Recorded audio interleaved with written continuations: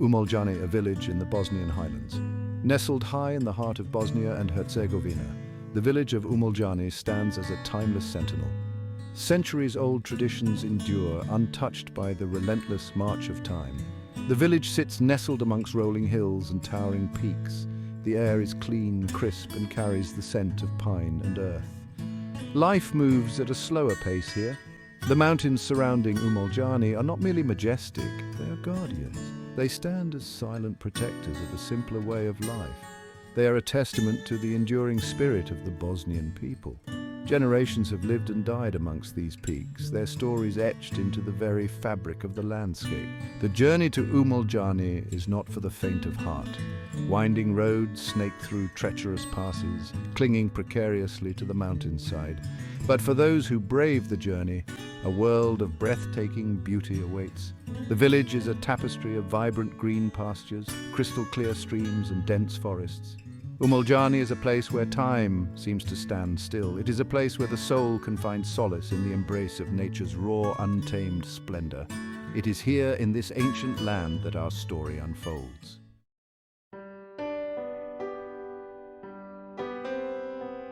Haris, a young man seeking respite from the relentless pace of modern life, found himself drawn to the tranquility of Umoljani. He had heard tales of its serene beauty, its untouched landscapes, and the quiet dignity of its people. The village called to him, promising a chance to reconnect with something deeper, something primal. He longed for the solace only nature could provide. Arriving in the village, Haris felt an immediate sense of peace wash over him. The air was different here, cleaner, crisper. The sounds of civilization faded into the distance, replaced by the gentle murmur of the wind whispering through the pines. The weight of the world seemed to lift from his shoulders with each step he took. He wandered through the village, taking in the sights and sounds of rural life. Sheep grazed peacefully in the meadows, their bells tinkling softly.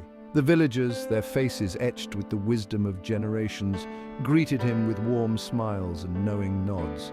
Haris felt a connection to this place, a sense of belonging he had never known before. Seeking solitude, he ventured beyond the outskirts of the village, following a winding path that led deeper into the mountains. The air grew cooler as he ascended, and the trees pressed in closer, their branches forming a verdant canopy overhead. The path led him alongside a rushing stream, its waters crystal clear and icy cold. As he walked, Haris couldn't shake the feeling that he was being watched. He paused, listening intently, but could hear nothing but the sound of his own breathing and the relentless rush of the stream. He continued on, his senses on high alert, a sense of anticipation hanging heavy in the air. He was alone, yet he felt the undeniable presence of something else nearby, something powerful and unseen lurking in the shadows of the ancient forest.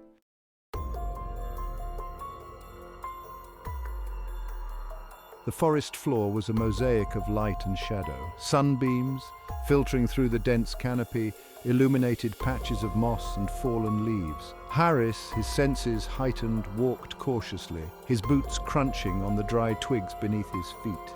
The air was thick with the scent of pine needles and damp earth. He felt a prickle on the back of his neck, a primal instinct warning him of an unseen presence. He stopped abruptly, his hand instinctively reaching for the hunting knife sheathed at his belt. His heart pounded in his chest, a drumbeat against the silence of the forest. He scanned the trees, his eyes searching for any sign of movement. A twig snapped in the distance, the sound sharp and clear in the stillness. Haris held his breath, waiting, listening. A low growl, deep and guttural, sent a shiver down his spine. It seemed to emanate from the very earth itself, vibrating through the soles of his boots. He drew his knife, the cold steel reassuring in his hand. He was alone, deep in the Bosnian wilderness, with only his wits and his blade to protect him. Fear, cold and sharp, gripped his heart. Then he saw it. A shadow, darker than the surrounding forest, detached itself from the base of a towering oak. It moved with a fluid grace that belied its size, gliding towards him through the undergrowth. Haris tightened his grip on the knife, his knuckles white, his breath catching in his throat. He was a predator's prey, caught in the open with nowhere to run.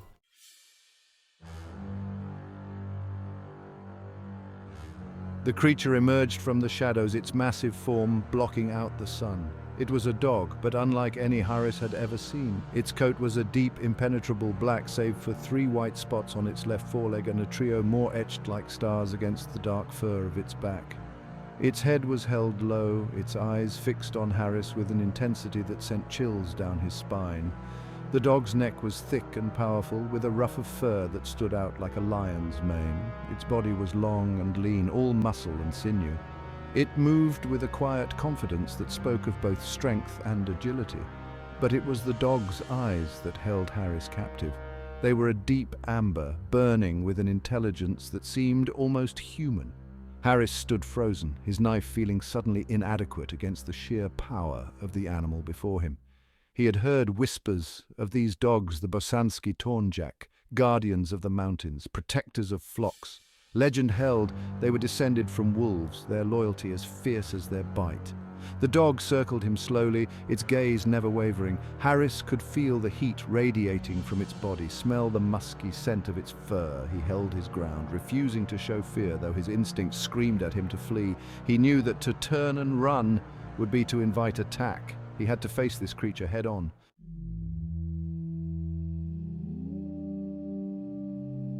As the dog completed its circle, it stopped directly in front of Harris. It stood there, a monolith of muscle and fur, its hot breath ruffling the hair on Harris's arms. He met its gaze, his own heart pounding against his ribs. He had never felt so small, so vulnerable in his life.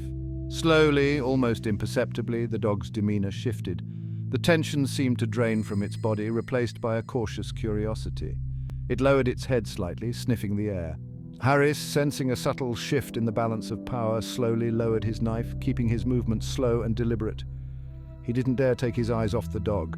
The dog, as if in response to Harris's gesture, took a step back. It sat down heavily, its gaze still fixed on Harris, but the intensity in its eyes softened. It was a truce of sorts, a silent acknowledgement that they were both predators, both wary, both sizing each other up. Harris, still wary, took a deep breath, the crisp mountain air filling his lungs. He had heard stories of these dogs forming bonds with humans, protecting them with their lives. Could this be one of those moments? He decided to take a chance.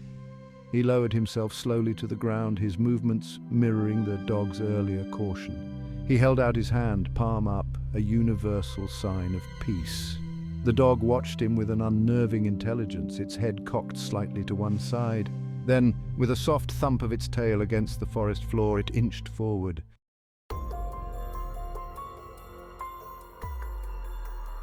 The Harris sat on a patch of grass, the warmth of the sun a welcome contrast to the chill mountain air.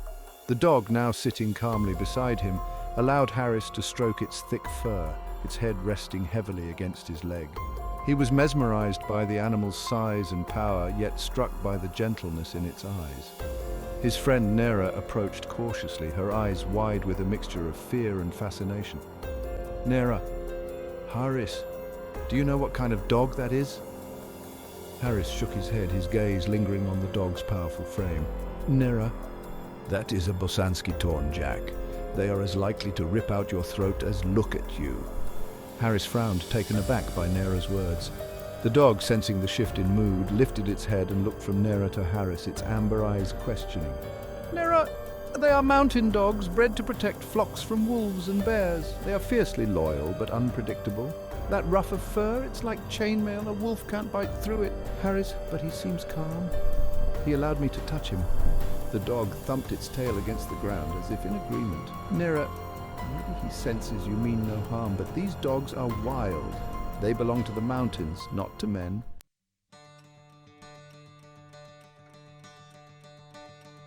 Despite Nera's warnings, Harris felt an undeniable connection with the Tornjak. As they prepared to set off on their hike to Lukomir, a remote village nestled high in the mountains, the dog followed close behind. Harris couldn't help but feel a sense of reassurance from the animal's presence. The trail to Lukomir was treacherous, winding its way through dense pine forests and across steep, rocky slopes. The air grew colder as they climbed, the sound of their boots crunching on the path, the only sound breaking the silence of the mountains. Harris, his backpack heavy on his shoulders, could feel the burn in his legs as they ascended higher. Nera, used to the demands of mountain life, moved with an effortless grace. She chatted away about the history of the region, pointing out ancient stone ruins and whispering tales of bandits and wolves that once roamed these hills. Harris listened intently, his gaze drawn back to the dog which walked silently behind them, its dark form blending seamlessly with the shadows of the trees. As they emerged from the tree line, the landscape opened up before them, revealing a panorama of snow-capped peaks and verdant valleys. The air was thin at this altitude, the sky a brilliant, piercing blue. Harris paused, catching his breath, awestruck by the sheer beauty of it all. The dog, sensing his pause, sat down beside him, its warm body a comforting presence in the cold mountain air.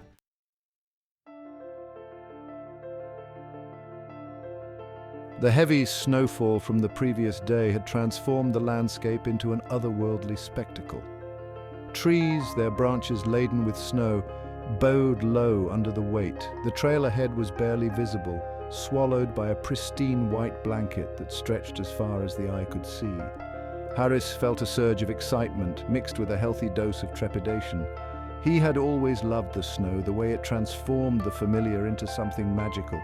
But he knew the dangers it posed in these mountains. Avalanches were a constant threat, and getting lost in a whiteout could be fatal. Nera, ever practical, pointed out the telltale signs of unstable snowdrifts. "Nera, stay close," she warned, her voice sharp against the wind, "and watch your step. One wrong move and we could all be buried." Harris nodded, his breath forming white plumes in the frigid air. He adjusted his backpack, the weight reassuringly familiar, and pulled his hat lower over his ears. The dog, unfazed by the snow, seemed to relish the challenge. It bounded ahead, its black coat stark against the white backdrop, sniffing at the ground, its tail wagging excitedly.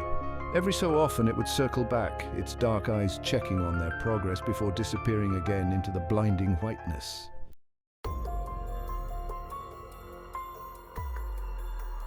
Hours passed, each step a battle against the relentless incline and the biting wind.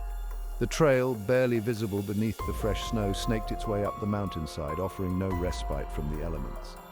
The sun, a pale disk in the winter sky, provided little warmth. Harris felt the familiar burn in his legs, his breath coming in ragged gasps. They were high above the tree line now, the landscape a stark and unforgiving expanse of white. Rock formations, their jagged edges softened by the snow, loomed out of the mist like ancient sentinels. The only sound was the crunch of their boots on the frozen ground, and the mournful cry of a distant bird. Nera, her face flushed from the exertion, pointed ahead. "Nera, there!" she shouted, her voice barely audible above the wind. "A stream, we can rest there." Harris followed her gaze and saw a narrow ribbon of water, its surface partially frozen, cutting through the snow. Relief, sweet and unexpected, surged through him. They'd been hiking for hours, and his body craved a break. As they approached the stream, Harris noticed something strange. The snow covering the water seemed unusually smooth, almost too perfect. A sense of unease, primal and instinctive, crept over him.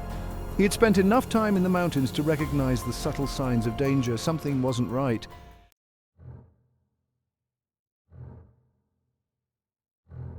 The stream, no more than a meter wide, lay across their path, its banks lined with snow-laden rocks. The water, a deep, almost black blue, flowed sluggishly beneath a thin layer of ice. Spanning the stream was a bridge of sorts, formed by a thick layer of snow that had drifted across the water and frozen. It looked solid enough, its surface undisturbed, a deceptively peaceful tableau in the harsh landscape. Nera, her brow furrowed, hesitated at the edge of the stream. "Nera, I don't like the look of that," she muttered, her breath forming a cloud in the frigid air. "It looks too perfect." Harris, his unease growing, nodded in agreement. He had heard tales of these snow bridges, formed by wind and drift, treacherous traps for the unwary. They could look solid one minute and collapse without warning the next. The dog, sensing their hesitation, whined softly. It paced back and forth along the bank, its dark eyes fixed on the bridge, as if sensing the danger it posed. Harris, his gaze following the dog's movements, felt a shiver run down his spine. The animal's instincts were rarely wrong. "Nera, we can't go around," she said, breaking the silence, her voice tight with apprehension. "The snow's too deep and we'll lose too much time. We have to cross here." She took a deep breath, steeling herself. "Just be careful," she warned, her gaze meeting Harris's. and stay close behind me."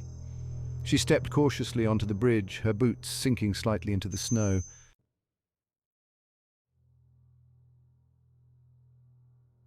Section 3. The Guardian's Leap. The snow bridge groaned under Nera's weight, a low, guttural sound that seemed to reverberate through the mountains. Harris held his breath, watching intently as she took another tentative step, her arms outstretched for balance. The surface of the bridge, no longer pristine, sagged noticeably beneath her feet. Suddenly, without warning, the dog sprang forward. It launched itself from the bank, its powerful muscles propelling it through the air in a graceful arc. Harris, caught off guard, cried out in alarm, reaching for the dog, but it was too late. The dog landed heavily on the bridge, directly in front of Nera. The impact was deafening. The snow beneath the dog's weight gave way with a sickening crunch, the surface of the bridge collapsing into the stream below. Nera, caught completely off guard, screamed as the ground disappeared beneath her feet. She plunged downwards, swallowed by the icy water and a swirling vortex of snow and ice. Harris, his heart pounding in his chest, rushed to the edge of the shattered bridge. He stared down into the churning water, his mind struggling to process what had just happened. Nera was gone, vanished beneath the surface. He felt a surge of panic, cold and suffocating, grip his throat. He had to do something, anything, to save her.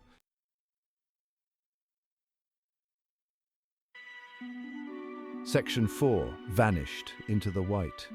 But before Harris could even take a step towards the shattered bridge, a dark shape exploded out of the water.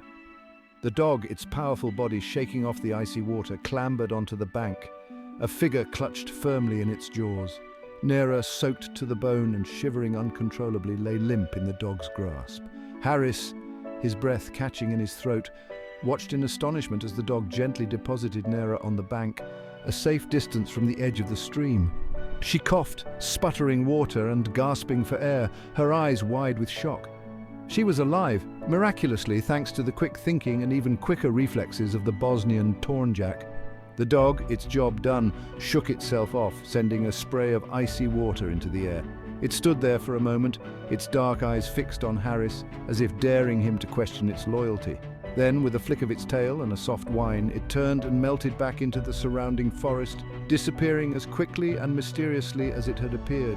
Harris, his legs feeling like jelly, rushed to Nera's side. He knelt beside her, his heart pounding in his chest, checking for any sign of injury. She was bruised and shaken, but otherwise unharmed. "That dog," she whispered, her voice hoarse. "It saved my life." Harris nodded, his gaze scanning the tree line, but the dog was gone, vanished into the blinding whiteness of the mountain landscape.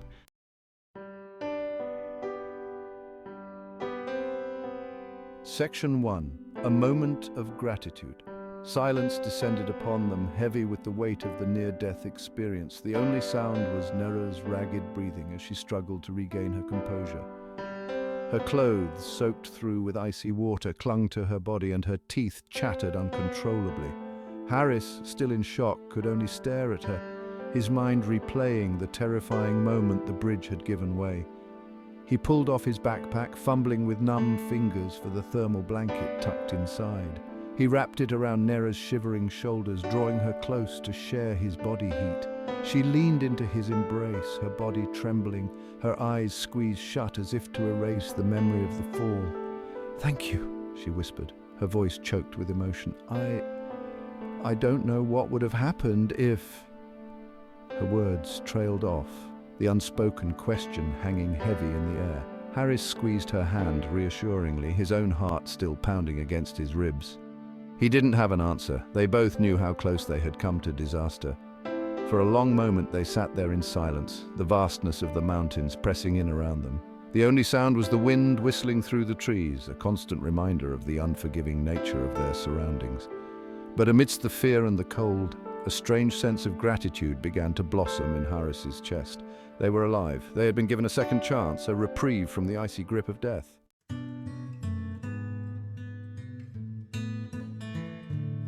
The sun, a pale disk in the winter sky, dipped lower on the horizon, casting long shadows across the snow. The air grew colder, the biting wind cutting through their layers of clothing. Nera, her shivering subsiding, struggled to her feet. Her face, though still pale, held a newfound determination. "We need to get moving," she said, her voice firm despite the tremor in her words. "It will be dark soon, and we're still hours from Lukomir." Harris nodded, his muscles protesting as he rose to his feet. He helped Nera repack her belongings, their fingers brushing in the cold air. He couldn't shake the feeling that they were being watched, but the forest around them was silent. The only movement the swaying of the snow-laden branches. They continued their trek, their pace slower now, their bodies weary from the day's exertions. The trail, barely visible beneath the fresh snow, seemed to stretch endlessly before them. But as the last rays of sunlight painted the sky in hues of orange and purple, a flicker of hope appeared on the horizon. "Look!" Nera exclaimed, pointing to a distant ridge. Harris squinted through the fading light and saw a cluster of stone houses, their roofs covered in snow, perched precariously on the mountainside. A plume of smoke rose from one of the chimneys, a beacon of warmth and civilization in the desolate landscape. Lukomir. They had finally reached their destination.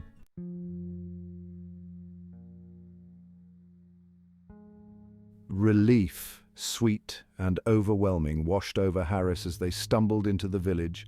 The houses, built of rough-hewn stone, huddled together as if seeking protection from the elements. The narrow streets, barely wide enough for a single donkey to pass, were deserted, the only sound the crunch of their boots on the packed snow. As they approached the nearest house, the wooden door creaked open, revealing a woman's weathered face, her eyes widening in surprise. "Lost, are you?" she asked, her voice gruff but not unkind. Nera, her teeth chattering, managed a weak smile. "We were headed for Lukomir," she replied, her voice hoarse. "We had a bit of an accident on the trail." The woman, her gaze sweeping over their snow-covered forms, nodded knowingly. Come in," she urged, ushering them inside. "You look like you could use a warm fire and a hot drink." The interior of the house was dark and smoky, the air thick with the smell of wood smoke and something savory cooking on the stove. A fire crackled merrily in the hearth, casting dancing shadows on the rough-hewn walls. As they huddled near the fire, sipping hot tea laced with honey, Nera recounted their harrowing experience on the snow bridge. The woman, her face etched with concern, listened intently, her calloused fingers working deftly on a piece of needlework. When Nera finished her tale, a heavy silence descended upon the room. "The Tornjak," the woman finally said, her voice barely a whisper. "He watches over these mountains. Some say he is a spirit, a protector of travelers." Her gaze met Harris's, her eyes dark and knowing. "You were fortunate he chose to help you."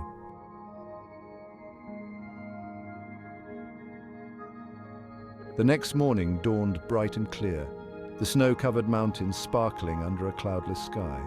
Harris, his body stiff and sore from the previous day's ordeal, stood at the edge of the village, his gaze sweeping over the vast expanse of white. He could see the faint outline of their trail winding its way through the mountains towards Umoljani. He thought about the Tornjak, the mysterious black dog that had saved Nera's life. He had searched for the dog after their rescue, but it was nowhere to be found. It was as if it had vanished into thin air, leaving behind only a sense of wonder and a profound sense of gratitude. Nera joined him at the edge of the village, her backpack slung over her shoulder. She was still shaken from their experience, but her eyes, reflecting the clear blue sky, held a newfound strength. "Ready to go?" she asked, her voice tinged with both apprehension and excitement. Harris nodded, his gaze lingering on the spot where he had last seen the Tornjak. As they turned to leave, Harris couldn't resist stealing one last glance back at the village. The sun glinted off the snow-covered roofs, and a plume of smoke rose lazily from the chimney of the house where they had found shelter. It was a scene of breathtaking beauty, a testament to the resilience of life in the face of nature's raw power. And somewhere in the silent depths of those snow-covered peaks, he knew the Tornjak was watching, a silent guardian of these ancient mountains, its presence felt but never fully understood. Harris offered a silent prayer of thanks to the mysterious creature, a pledge to honor the gift of life he had been given. Then, with a deep breath of the crisp mountain air, he turned and followed Nera down the trail, leaving Lukomir behind but carrying its memory, and the legend of the Tornjak forever etched in his heart.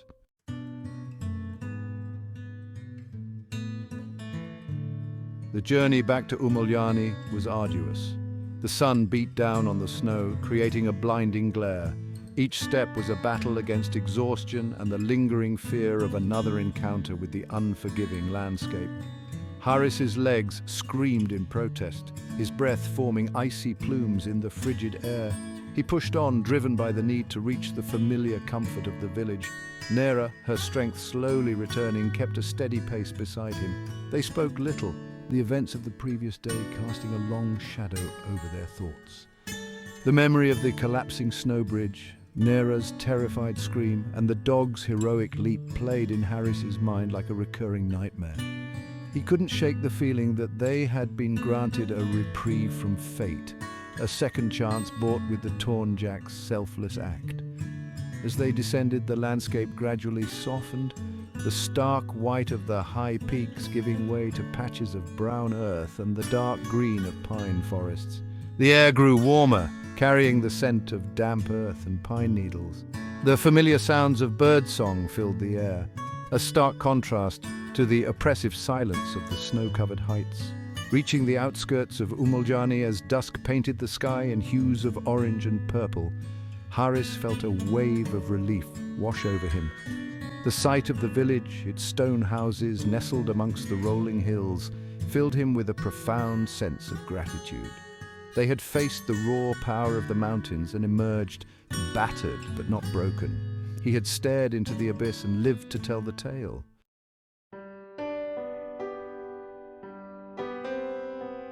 Back in the familiar comfort of Umoljani, sitting by a crackling fire, sipping hot tea laced with honey, the events of the past few days played out in Haris's mind.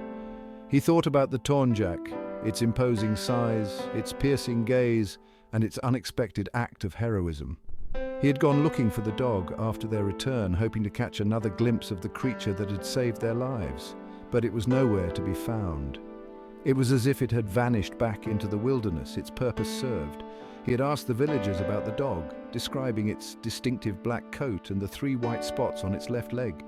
Some dismissed his story as the ramblings of a weary traveler, their imaginations fueled by mountain folklore. Others listened with a knowing nod, their eyes reflecting a deep respect for the unseen forces that governed life in these mountains.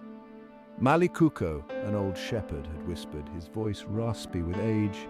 He watches over those who respect the mountains. KUKO, little doggy, an affectionate nickname, tinged with both respect and a hint of fear. Haris couldn't shake the feeling that the encounter had been more than just a chance encounter. It was as if the mountains themselves had tested them, pushing them to their limits, and KUKO had been their judge and jury. He had seen into their hearts, sensed their respect for his domain, and deemed them worthy of his protection. Haris knew he would never forget his encounter with KUKO. The memory of the black dog, a silent guardian against the backdrop of the snow-covered peaks, would forever be etched in his mind.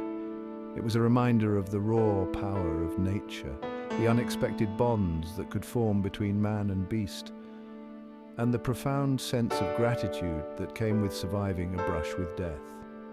He had gone into the mountains seeking solace and found something far greater, a renewed appreciation for the fragility of life and the enduring spirit of those who dared to call these mountains home. He carried the lessons learned, the fear and the gratitude etched into his very being, a testament to his encounter with KUKO, the guardian of Umoljani.